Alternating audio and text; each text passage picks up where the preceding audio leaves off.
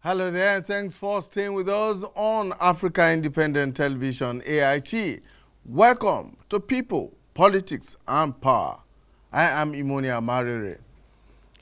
The relationship between religion and politics has been an important theme in political philosophy for centuries. Are they separate or interwoven? Today, we shall look at the link between religion and politics in Nigeria. Are the two related in any way? Are they mutually exclusive? Should they complement each other? Now, the idea is to see if religion has any role to play in governance, with particular reference to their punctilious tendencies in government and, by extension, the growth of democracy in Nigeria. There is no doubt that religion in Nigeria, which includes Christianity, Islam, and traditional worship, recognize the rule of law and good governance as fundamental to human coexistence and good living. For instance, the Bible, while acknowledging the Almighty God as the supreme deity, also recognizes leaders as the purveyors of the will of God. The Quran, which establishes the code of conduct for the Islamic faithful, also recognizes leaders as agents of the Almighty to provide good governance for the people. Unfortunately, religious leaders have, in one way or the other, willy-nilly abdicated their duties. Most of them see politics as reserved for politicians, thereby encouraging the enthronement of incompetent and inept persons for very sensitive positions. Several attempts have been made in the past to carve a role for religious leaders in the Nigerian Constitution. Besides, political leaders seek refuge in religion when they run into hitches, albeit with deception, creating the impression that religious leaders are sacrosanct and indeed infallible. Sometimes political leaders attract religious leaders such as marabouts and clerics into governance, while some consult those they consider as powerful and homegrown religious leaders for guidance. Can Nigeria recreate the situation in Germany, where religion plays a key role in governance, or at best, can religious groups dissolve into political parties to have a proper position in governance?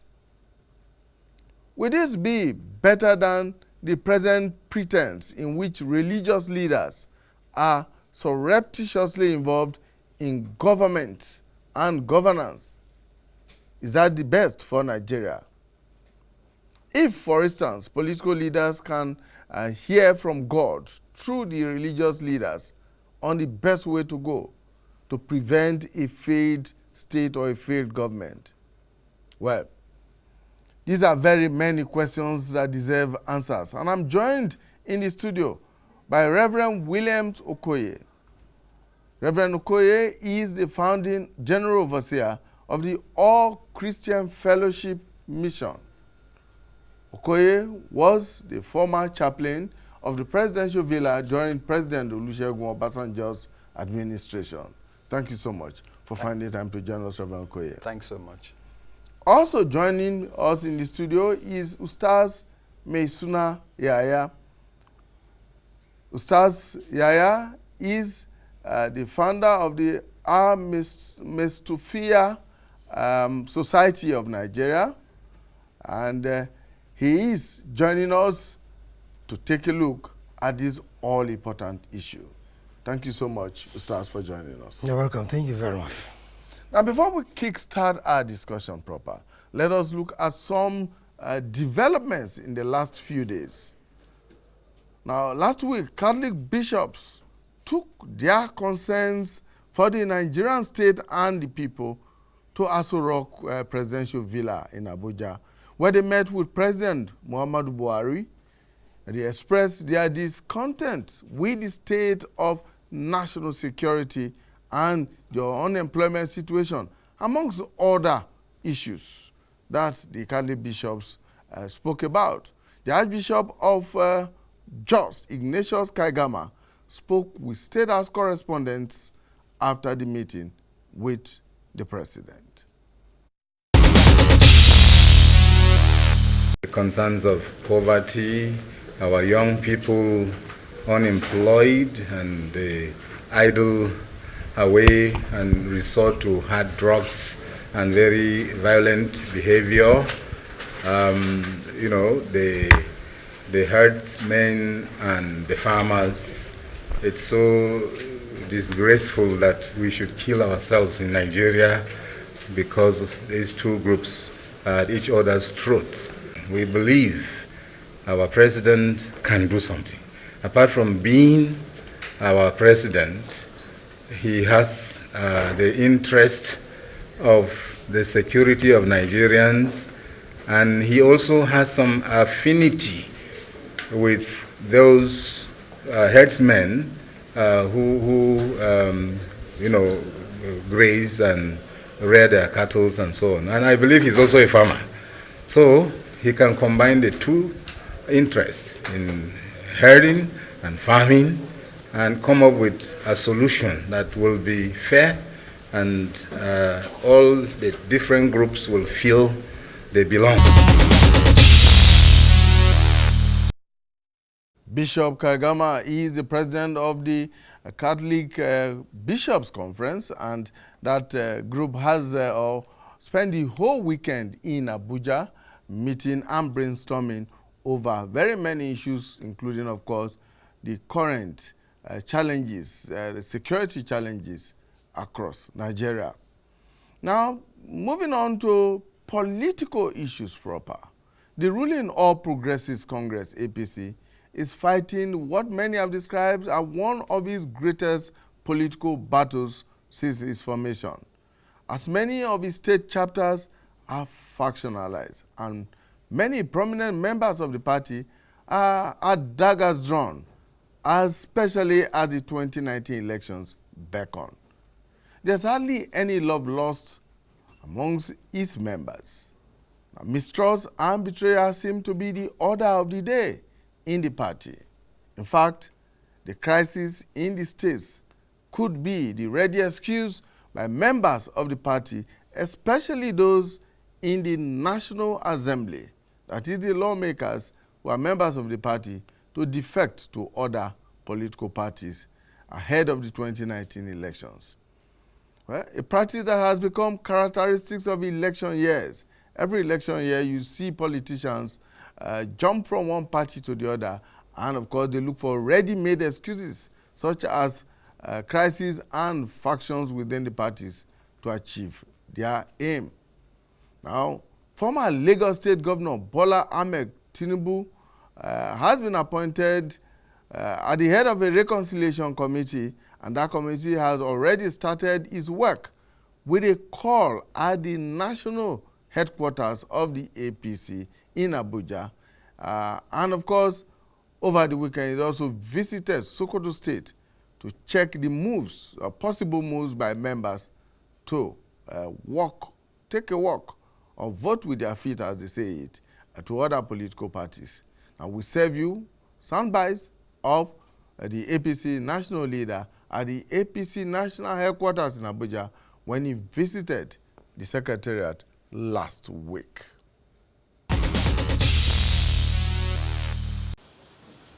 It's not easy to have those changes implemented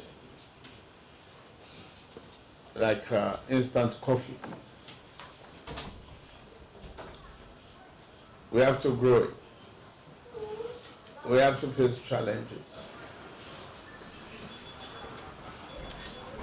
I sympathize with us and we should equally look at ourselves since we won the election. That the expectations was very high and goodwill was extremely high. But where are we today? So my mission is to seek opinions and advice on various conflicts around some states, or if there's any national one, to reconcile, move the party in a cohesive manner, and reposition, if any, and build the confidence among ourselves that we come across the country as one. No, we're all happy to work together. We are very delighted that Asiwaju has been given this assignment as our leader. So, and we are all ready and willing to cooperate with him. And in this meeting, we all made it very clear that we want to work with him and want to work together. And the national chairman said, in whatever way we will need to support Asiwaju in this assignment, we'll be happy to do that. You have the terms of reference now. The terms of reference now. Let's know what next now. The terms of reference. From here, what next now? The terms of reference is very clear to look at areas across the country where we have issues. We're a political party, and definitely we must have issues, and we know where those issues are. So the terms of reference is very clear to reconcile members where they have disagreements, and for us to rebuild our party moving forward and ahead of the next election. Who is in committee with the Excellency? Who and who is with Asiwaju has been given the assignment, so he is going to decide how to run the assignment. He has come to consult with us, and we are going to work with him. Well, the question on every lip, that's the lip of especially members of the APC, is can he do it? Can he reconcile the many differences and, of course, the cracks, mend the cracks in the wall of the APC, even as 2019 is beckoning? I mean, less than, as it were, 1 year to the elections proper, and the ruling party has found itself in this circumstance. Can Asiwaju Ahmed Bola Tinubu do it? That is the question that he alone can't answer, and we of course have to find answers to. Now, Senator Shehu Sani, who is also a member of the APC, has said, or did say during the weekend, that if he fails, it might be the end of the APC. Wish him the very best. But back to the studio and to our topic today: religion and politics. Do they mix? Is there any connection? Is there any nexus? Are they interwoven? Is there any intersection between these two very key characters and issues? I'm joined in the studio by Reverend William Okoye. Thank you so much for joining us. Thank you, and sir. Ustaz Maisuna Yahaya, who is the founder of Al-Mastufiya Society of Nigeria. Thank you so much for joining us. Reverend Okoye, welcome. Thank you. What for you is the nexus between politics and religion, if there is any? Well, when I got your invitation to participate in this program, I decided to go to look up the word politics from the dictionary to get myself more prepared for the program. And Oxford Advanced Learners Dictionary defines politics as the activities involved in getting and using power in public life and being able to influence decisions that affect a country or society.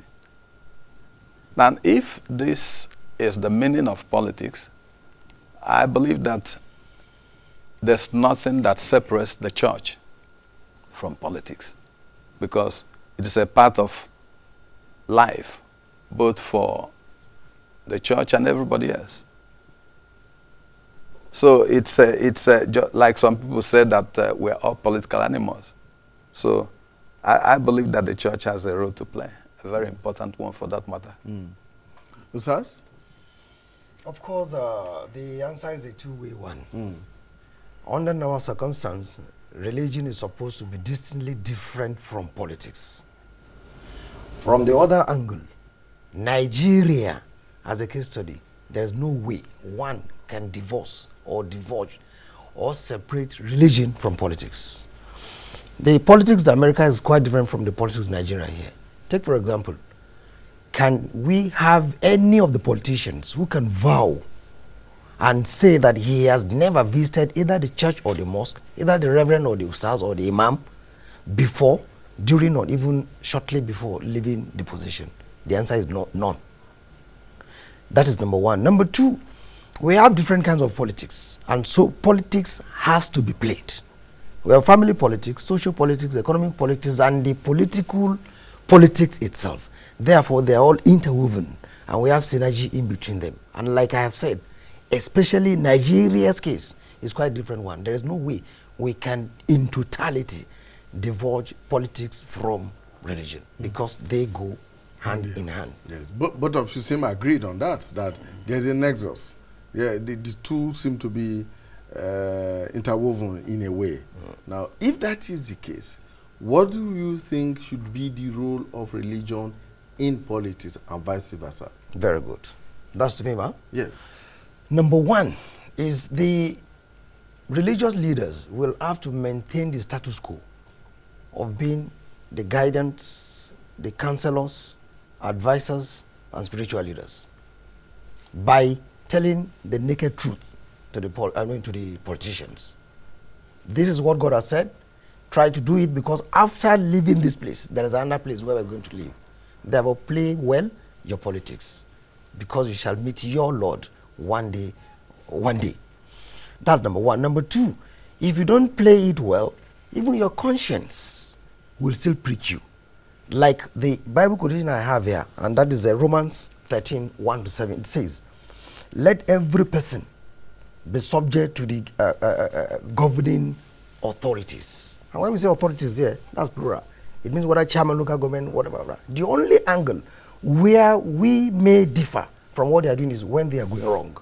It is the duty of the religious leaders to call them into order, but not to play the kind of politics some of Nigerian religious leaders are playing. They are subservient to getting money, extorting money from them, and they abandon the truth of the Almighty. When they go astray, they keep quiet. All they need from them is to fill their pocket, and that is the worst politics any religious leader will have played. Reverend Okoye. Yeah, like I said earlier, the church has a very important role to play, beginning with our clear understanding that those politicians, like my brother earlier mentioned, are members of either the church or they are Muslims. Or they are traditional worshippers. Or traditional worshippers. The point is that for anybody to go into politics, or leadership if you like, and play the role that is expected to play to impact society positively, such persons has to be prepared. And one of the areas of preparation the church will offer members who go into politics is to give them proper orientation, to help them understand the meaning of life. That life is not about primitive accumulation of wealth. Life is about fearing God, loving God, submitting to God, honoring God, and then serving humanity with whatever God has endowed you with. That's what life is all about. When we give our people that kind of orientation, they go into such offices to serve God and serve humanity. So that is the first role that I believe the church will play. Prepare people who go into politics so that they can play politics the way it ought to be played, the way that it will impact the lives of the poor and downtrodden, everybody positively to the glory of God. So how much of that role has religion played in the lives of our politicians and in the nation at large? The religion or religious leaders, from your explanation, are supposed to provide the moral compass for the politicians, yes, to guide them and all of that. how much of that preparation is done before they step into politics and into public office? I believe that much has been done. It doesn't mean that we have done it all. For instance, as far back as 1980, my first book was titled The Role of the Church in Nation Building. And several years later, as Director of National Issues of CAN for 8 years, I encouraged the promotion of what we call Be the Change You Want to See, which impacted the nation very, very seriously, positively, because we tried to reach out to all the universities and even primary school children and everybody, and the politicians as well. So I believe that the church, generally speaking, is doing that, but it doesn't mean that we are perfect. We are still working toward that. But again, you have to know that those you are speaking to or teaching are free moral agents. They choose to either practice what you are teaching them or not. So the problem will not be all directed at you as if you have not done your work. It is the fact that people you are teaching have the right to decide whether they want to do it or not. So, but generally speaking, the church is doing that. If you look at politics and governance in Nigeria today, can the church say with some measure of certainty that it has succeeded in doing the things or in impacting some of these moral issues into those who are in office today? To some extent. That's what I've said. To some extent. To some extent.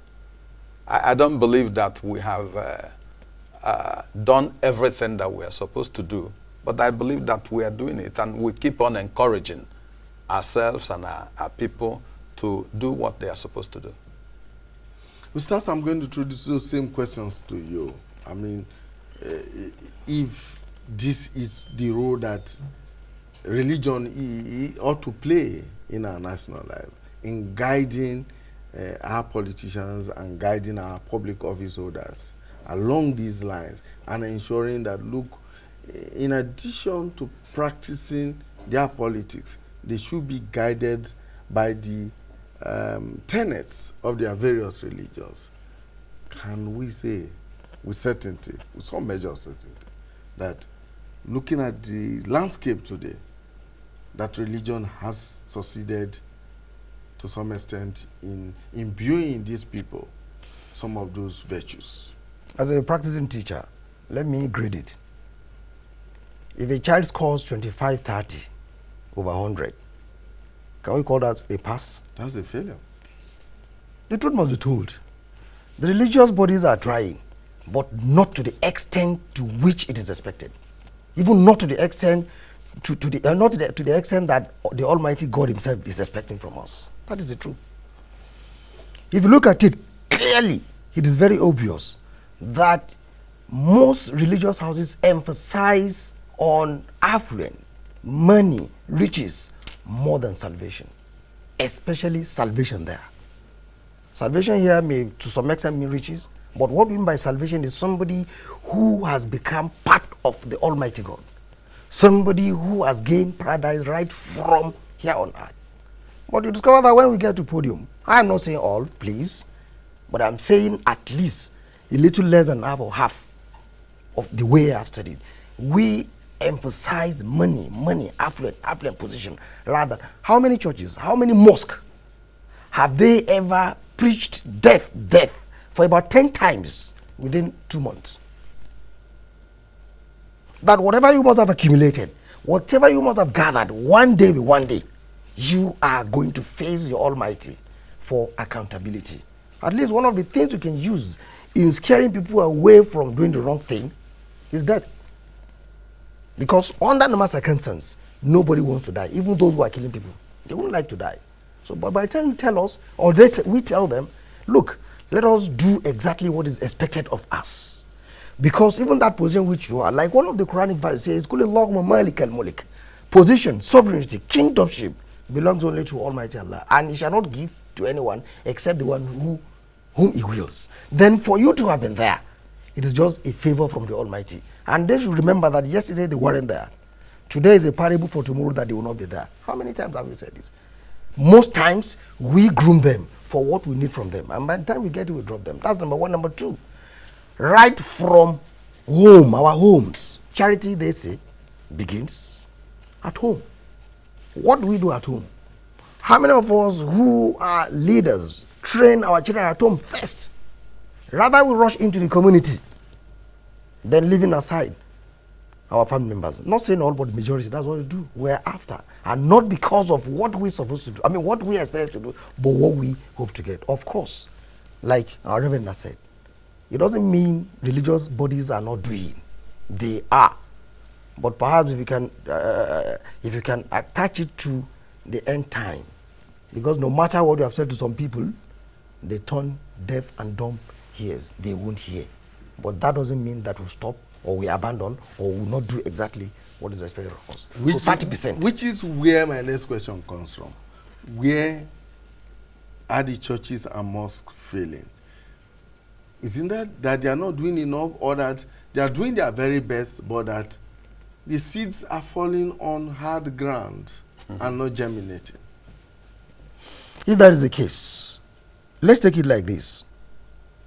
Our politicians, how many of them actually come to our churches on regular basis? 2, don't we have to, and mosque too, don't we have among us those who will go and visit them at home? When we visit them at home, what do we say? What do we talk? What do we pass the evangelism, the real evangelism to them, whether from Quran, whether from Bible? But rather, we are after the position where they are. And unfortunately, for such, let me say, for such, some of the gullible politicians, by the time they step aside from that position, they are forgotten even by the so-called religious leaders. They are hardly remembered again. I don't know anything more than the truth, and that's my life. They are hardly remembered again. When other ones come in, that's other politicians, they are the current champions. So on that note, until and unless we stand by what God has given to us, being a reverend, being a pastor, imam, ustaz, is a calling. It's a great calling. And it has a lot of challenges. There is one surah we call it Surah Takathur, the surah which means piling up. If one reads that surah very well, that chapter very well, you know that this life is nothing but ephemeral. So on that note, what we need to be doing, apart from what we have been doing, is to make our people to focus on exactly their assignment in this world, and that whoever delivers as a politician, that person will achieve salvation both here and hereafter. There's one Quranic verse that says in Allah Ya'muru bil adli wal ihsan wa ita'i dhil qurba, about 6 things divided into 2, making 3. That you must be just. Are they just? Are we just? Wal ihsan, we must be good. The goodness, has it gone round? By the time I am given my own share, my own portion, I've forgotten about my other brothers here, which of course is not supposed to be. I'll give you an example of Sheikh Adam. He's a very big scholar. May Almighty Allah forgive him. He died in Lagos. Years back in, I think around 92 or so. Yes, 92. Okay, let me mention. Abiola went to him and said, I want to build the whole of this Islamic school. Sheikh Adam said, no. That is not for you alone. You must allow others to contribute. Another person, I think Arisi Kola, went to him and said, I want to give you a new car. This one is the car you push. We are disgraced. He said, you are disgraced, I am not. Leave me with what I have. The man came back almost 3, 4, 5 times. Then finally, Sheikh Adam told him, if you don't want to give me a car, go to Ibadan. Go and give the chief imam there. Go to Ogun State. Go and give the imam there. Go to about 10 people, 10 imams. Then you can now bring. And things like that. And that never stopped Sheikh Adam from telling him, both Abiola and Scholar, the point blank truth. And that is how I feel. Not even I feel, that is how it's supposed to be. Irrespective of what someone has, should not debar us, should not stop us from performing our own duty, for we shall be asked. Reverend, the issue is whether or not the seeds are falling on hard ground or the church is not sowing the seeds well enough. Both. I believe, like I said earlier, that we have to do more as religious leaders, especially from the church point of view. Many people have said time and time again that the #1 problem of Nigeria is corruption. But I have many times countered that by saying that our #1 problem in our nation is not corruption. It is a distorted sense of value. Because people have a distorted sense of value, they believe that money is everything. They believe that material things is everything. And so because of that distorted sense of value, they do anything in order to get material things. Because your value is what drives you. Your value determines your actions, your inactions, and so on. Things that you value is what you are willing to do anything to get. Because of our sense of value that is distorted, we go for the wrong things. So the #1 thing that I believe that we are going to emphasize more and work on more from a religious point of view is to reorient our people. That things of eternal value must have preeminence in our lives. Yeah. That just like Jesus Christ said, what shall it profit a man if he shall gain the whole world and lose your own soul? So when people understand that life is not about material acquisition and all kinds of things like that, and they begin to value, look at the issues of, because if you look at many of these developed countries today, you will see that from their very beginning, what actually led to their development is the values that people embraced, that made them do the right things and keep on doing the right thing until God blessed them. So if we want our nation to develop, the #1 place to begin is to deal with the issues of value, reorient Nigerians to understand that life is not about money, money, money.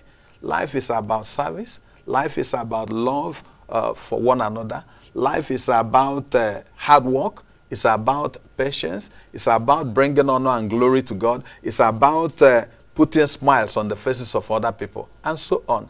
Good name is better than riches. All these values, the moment we instill these values in the life of our leaders, our members, when they go into the larger society, they will behave differently. And our nation will be the better for it. There is a school of thought that believes that the church and the mosque has failed in instilling these values in the people who go out there and become our governors, our senators, our lawmakers, our local government chairmen, our political leaders generally. And therefore they advocate that there should be a complete separation between religion and politics. I don't believe, it's just like you rightly pointed out, one of the parables of Jesus Christ about the sower who went into the field to sow.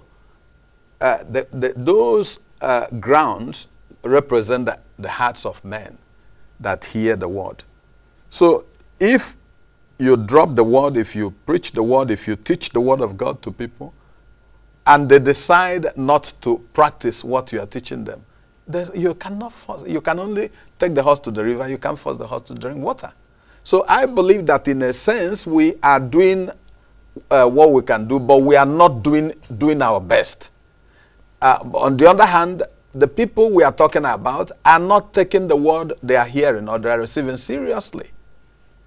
And so it is only as we do our own part and they respond positively to what they are being taught that the change comes. So I don't believe that the answer is separating the church completely. If you do, it will be worse. Or separating religion completely. If you do, it will be worse than what it is today.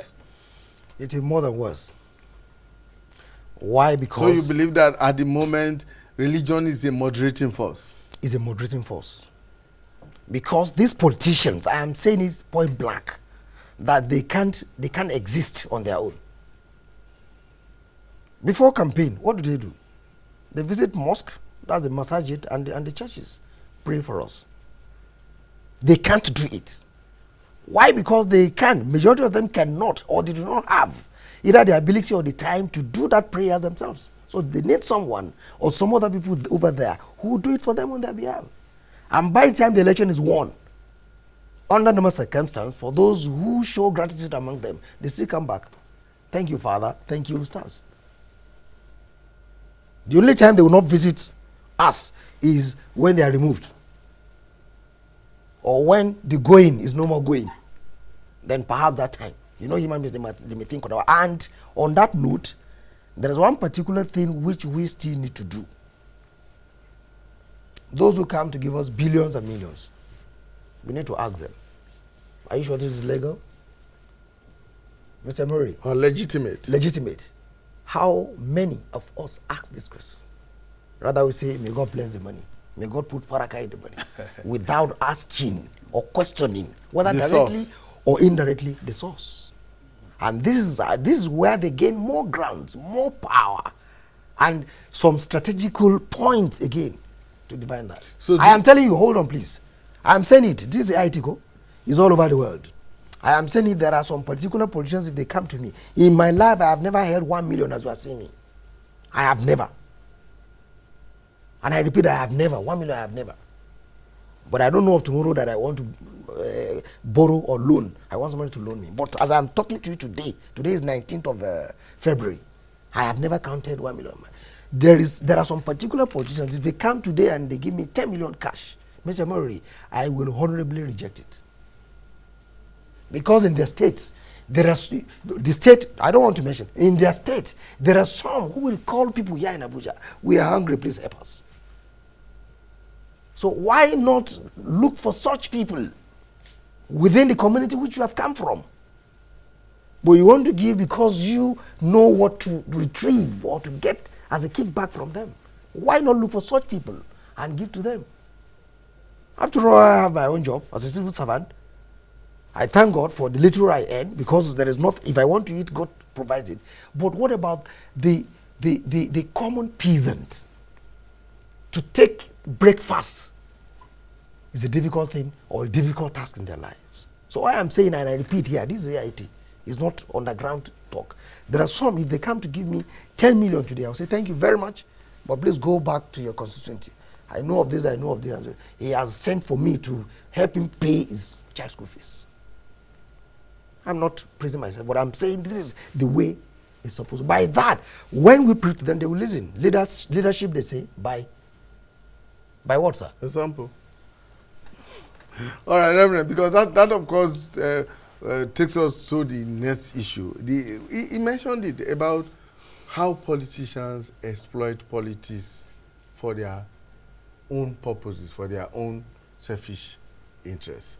And our religious leaders seem to lend themselves to that purpose.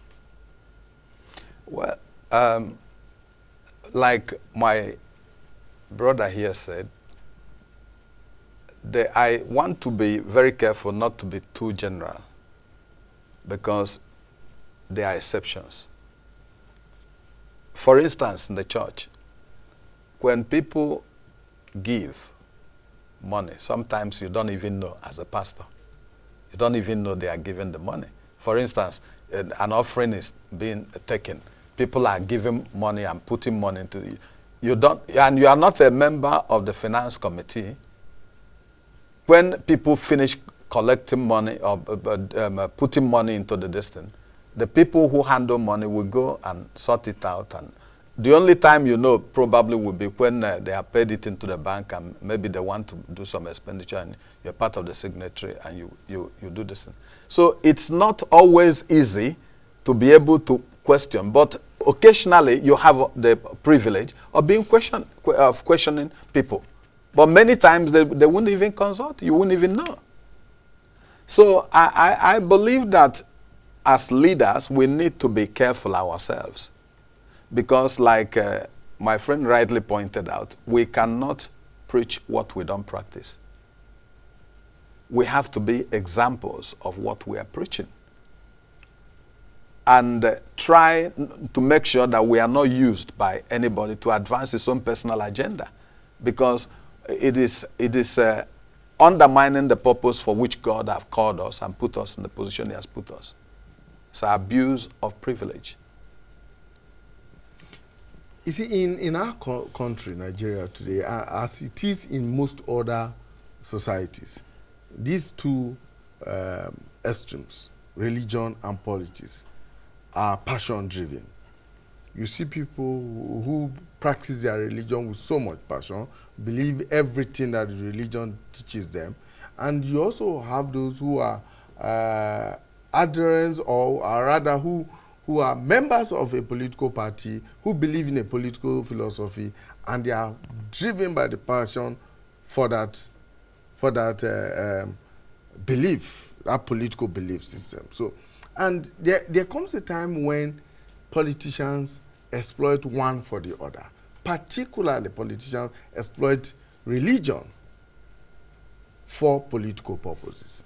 And so, as elections draw nearer, you see a lot more politicians go to the churches, go to mosques, and begin to whip up religious sentiments to their advantage. Should this be the norm? Is there anything that religious leaders can do to play this down?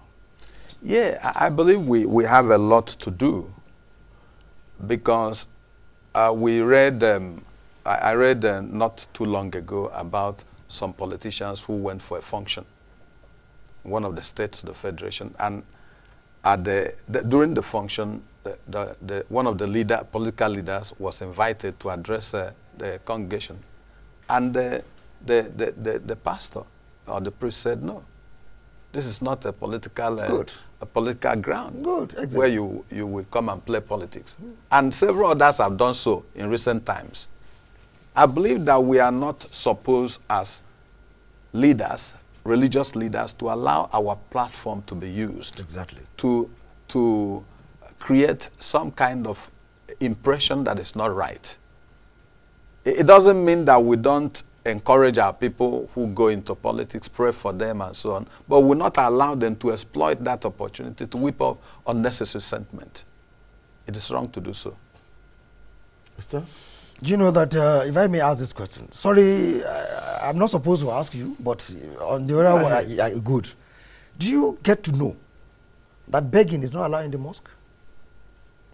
Right inside within the four walls of the mosque. It's prohibited. It's against the tenet of Islam. If you want to beg, you go outside. Though Islam does not support begging, except on one condition, when you have nothing to eat. Nothing, plastically nothing. Then you can, please, can you help me? And you must not get more than what you need for that particular time. You cannot beg for breakfast, lunch, and dinner. Only for breakfast.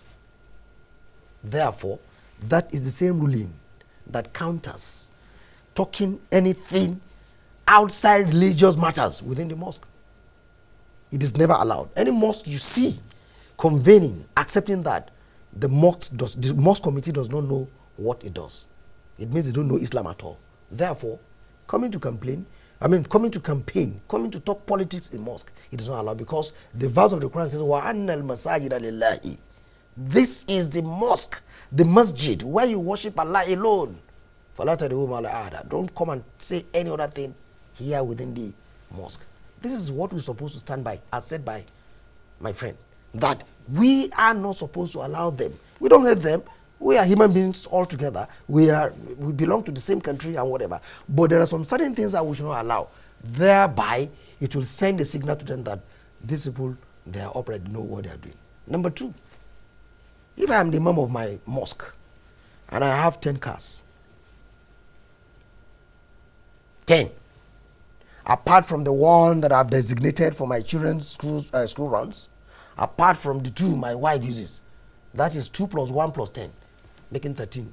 What do I want to do with 13 cars when I have some of my members who haven't keke napep? So what do I want to tell them? When I tell them fear God, don't accumulate, am I not doing the same thing? These are the ways. I know of a mom here in this mosque, and I know there was a pastor who did that too. They said he entered, this one they have brought again, 1, 2, 3, please, dispose them. Go and look for members who are in need of this. In fact, one of them uses the car for his commercial These are supposed to be. But where I alone, having 13, my brother, can I ride or drive 13 vehicles at the same time? This is one of the drives that we're supposed to go on. And flowing from that is the fact that politics and religion have become divisive issues in our society today. And politicians and even non-politicians exploit them for their selfish ends. Now, how should a conflict between politics and religion be handled to the benefit of the general society?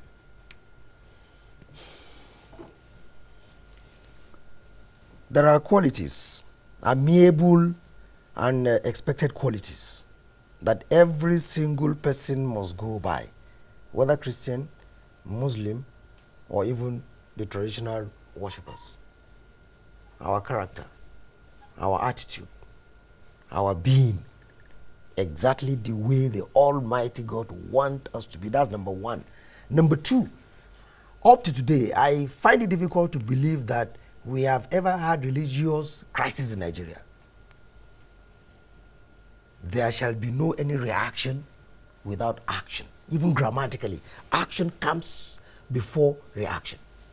On that note, people only maneuver, they masqueradize religion under politics. I say, don't vote for him, oh, he's a Muslim. Hey, don't vote for him, oh, he's a Christian. Believe me, I wish we know ourselves more than this. I don't believe in that. If you are my brother, you are my eldest brother, I am following you directly. If you are not in the same way with me, that means you don't practice the way it is expected of you. I will not. I have brothers around me who are fashion designers or whatever. I tell them, learn well. If you don't learn well what you are doing, I will not give you my dresses. I would rather prefer outsider. Whether it's a pagan, whether it's a Jew, whether it's a Christian, I don't care. What I want is something that fits me because I'm going to pay you. I can't say because of my brother, you spoil my dress or dresses, and I say, okay, it's my brother. Indeed. Mba. I align myself to some of the things he has shared.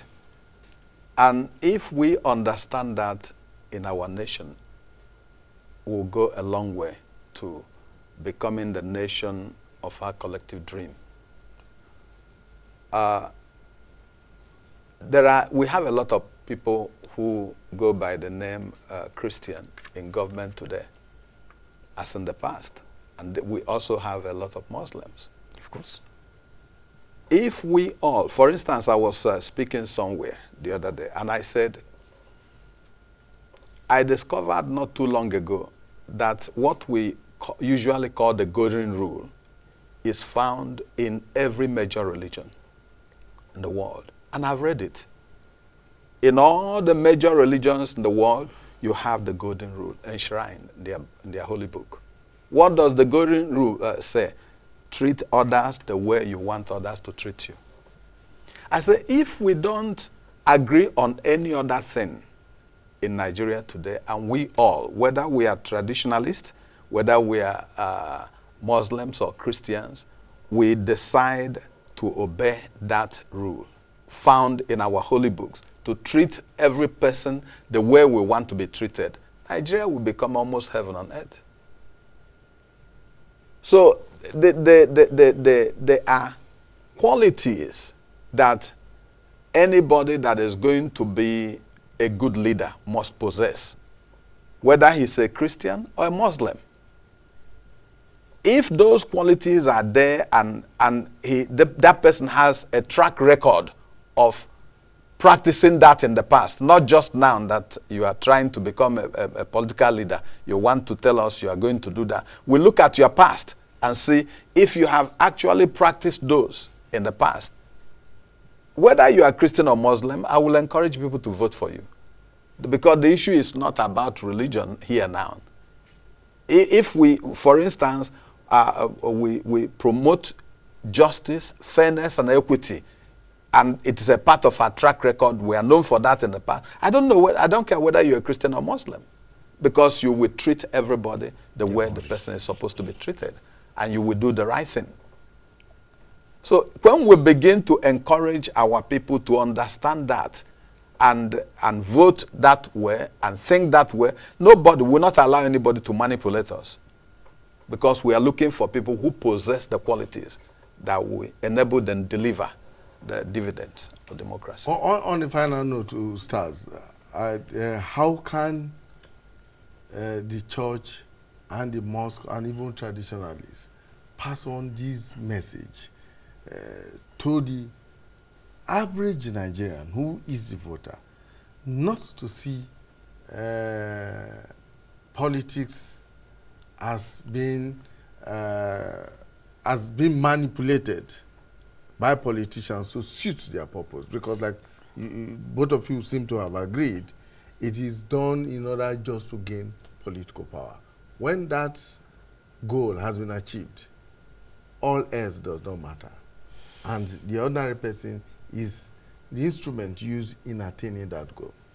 All we need doing is when we get to our mosques, that's masajid, and we get to our churches, we should tell our followers the right thing to be done. That's number one. We should practice those things ourselves. Then number three, we should not castigate or rather preach hate speeches against other religious people. And three, whenever politicians come with their own ulterior motives, they are very glaring, we should reject them. Four, that whatever we do, we shall one day account for them. And five, whatever we do in this country, our name remains, whether good or bad.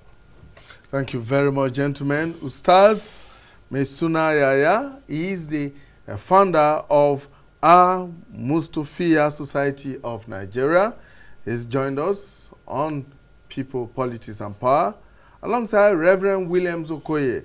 Reverend Okoye is the founding general overseer of the All Christian Fellowship Mission, and he was also the chaplain of the presidential villa during the presidential era of Chief Olusegun Obasanjo. Thank you very much, gentlemen, for joining us today on People, Politics and Power. Thank you very much. That's our program today. Please join us again on Tuesday when we'll bring you a fresh edition of the program.